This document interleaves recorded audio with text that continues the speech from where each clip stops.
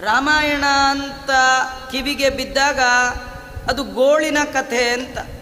ಅದರ ಒಳಗಿರುವ ತಿರುಳು ರಾಮನ ಕಥೆ, ರಾಮನ ಕಲ್ಯಾಣ ಗುಣಗಳು, ಇದರ ಪರಿಚಯ ನಮಗಾಗೋಲ್ಲ. ರಾಮ ಅಂದರೆ ಬಹಳ ದುಃಖಪಟ್ಟವ ಅಂತ. ಆದರೆ ರಾಮನ ಹೆಸರು ಹೇಳಿದ್ರೆ ಸುಖ. ಆದರೆ ಕಥೆ ಕೇಳಿ ನಾವು ಭಾರೀ ದುಃಖದ ಕತೆ, ಮುಗಿಯದ ಕತೆ, ಗೋಳಿನ ಕತೆ ಹೀಗೆಲ್ಲ ತಿಳ್ಕೊಳ್ತೀವಿ. ಮಹಾಭಾರತ ಅಂದ ತಕ್ಷಣ ನಮಗೆ ಕೃಷ್ಣನ ನೆನಪೇ ಬರೋಲ್ಲ. ಮಹಾಭಾರತ ಅಂದರೆ ಅಣ್ಣ ತಮ್ಮಂದಿರ ವ್ಯಾಜ್ಯ. ಒಂದು ಸಣ್ಣ ರಾಜ್ಯಕ್ಕೆ ಅಕ್ಷೋಹಿಣಿ ಗಟ್ಟಲೆ ಸೈನ್ಯ ಹೊಡೆದಾಡಿಕೊಂಡ್ರು. ಇವತ್ತು ಒಂದಡಿ ಸೈಟ್ಗೆ ಯಾರಾದರೂ ಒಬ್ಬರು ತಲೆ ತೆಗೆದ್ರೆ ಅದೇನು ಭಾರಿ ದೊಡ್ಡ ಕತೆ ಅಲ್ಲ. ಯಾಕೆಂದರೆ ಒಂದು ರಾಜ್ಯಕ್ಕಾಗಿ ಲಕ್ಷ ಲಕ್ಷ ಜನ ಪ್ರಾಣ ಬಿಟ್ಟಿದ್ದಾರೆ. ಅದೇ ಹೇಳಿದ್ದು ಮಹಾಭಾರತ ಅಂತ. ಹೀಗೆ ಗ್ರಾಮ್ಯ ಕಥೆಯ ತಲೆ ಹೋಗುತ್ತೆ ವಿನಃ ಅದರ ಒಳಗಿರುವ ತಿರುಳಾದ ಭಗವಂತನ ತತ್ವಜ್ಞಾನದಲ್ಲಿ ಭಕ್ತಿ ನಮಗೆ ಬರೋದೇ ಇಲ್ಲ. ಹೀಗಾಗಿ ನಾರದರು ಹೇಳ್ತಾರೆ, ಕೇವಲ ಭಗವಂತನಲ್ಲಿ ಭಕ್ತಿ ಬರಬೇಕು. ಅಂತಹ ಒಂದು ಪುರಾಣವನ್ನು ನೀವು ರಚನೆ ಮಾಡಬೇಕು.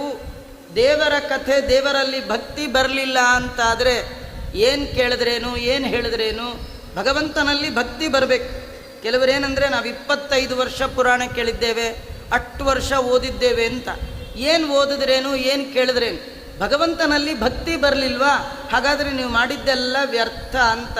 ಬೇಕಾದಷ್ಟು ಅಲಂಕಾರಕವಾಗಿ ಸೀರಿಯಲ್ ಸೆಟ್ ಹಾಕಿದ್ರೇನು, ಕರೆಂಟ್ ಇಲ್ಲ ಅಂದರೆ ಎಲ್ಲ ವೇಸ್ಟ್ ಅಲ್ವಾ? ಬೇಕಾದ ವ್ಯವಸ್ಥೆ ಇದೆ, ಎಲ್ಲ ಇದೆ. ಏನಿಲ್ಲ? ಕರೆಂಟ್ ಒಂದಿಲ್ಲ. ಹೇಗೆ ಎಲ್ಲ ವೇಸ್ಟೋ? ನೀವು ಮಾಡಿದ ಧರ್ಮ, ನೀವು ಮಾಡಿದ ದಾನ, ನೀವು ಮಾಡಿದ ಅಧ್ಯಯನ, ನೀವು ಮಾಡಿದ ಶ್ರವಣ, ಇದೆಲ್ಲ ಯಾವಾಗ ಸಾರ್ಥಕ ಆಗುತ್ತೆ ಅಂದರೆ ಅದರ ಒಳಗೆ ಭಕ್ತಿ ಇದ್ದಾಗ ಮಾತ್ರ. ಅಂತ ಭಕ್ತಿದ್ಯೋತಕವಾದ ಒಂದು ಪುರಾಣ ಬೇಕು ಅಂತ ನಾರದರು ವ್ಯಾಸರ ಮುಂದೆ ತಮ್ಮ ಪ್ರಾರ್ಥನೆಯನ್ನಿಟ್ಟಾಗ, ವ್ಯಾಸರ ಪ್ರಾರ್ಥನೆಗೆ ಅನುಸಾರವಾಗಿ 18,000 ಶ್ಲೋಕಾತ್ಮಕವಾಗಿ 12 ಸ್ಕಂದಗಳಿಂದ ಯುಕ್ತವಾದ ಶ್ರೀಮದ್ ಭಾಗವತವನ್ನು ಶುಕ ಪರೀಕ್ಷಿತರ ಸಂವಾದದಲ್ಲಿ ವ್ಯಾಸರ ರಚನೆ ಮಾಡಿ ಈ ಜಗತ್ತಿನ ಸಜ್ಜನ ಕುಲಕ್ಕೆ ಒಂದು ಅದ್ಭುತವಾದ ಸಂಪತ್ತು. ಇದು ಎಲ್ಲರೂ ಸಂಪಾದನೆ ಮಾಡಲೇಬೇಕಾದ ಒಂದು ಆಸ್ತಿ. ಯಾವುದಂದರೆ ಭಾಗವತ. ಭಾಗವತ ಎಂಥ ಆಸ್ತಿ ಅಂದರೆ ಎಷ್ಟು ಕೊಟ್ಟರೂ ಜಾಸ್ತಿ ಆಗುತ್ತೆ.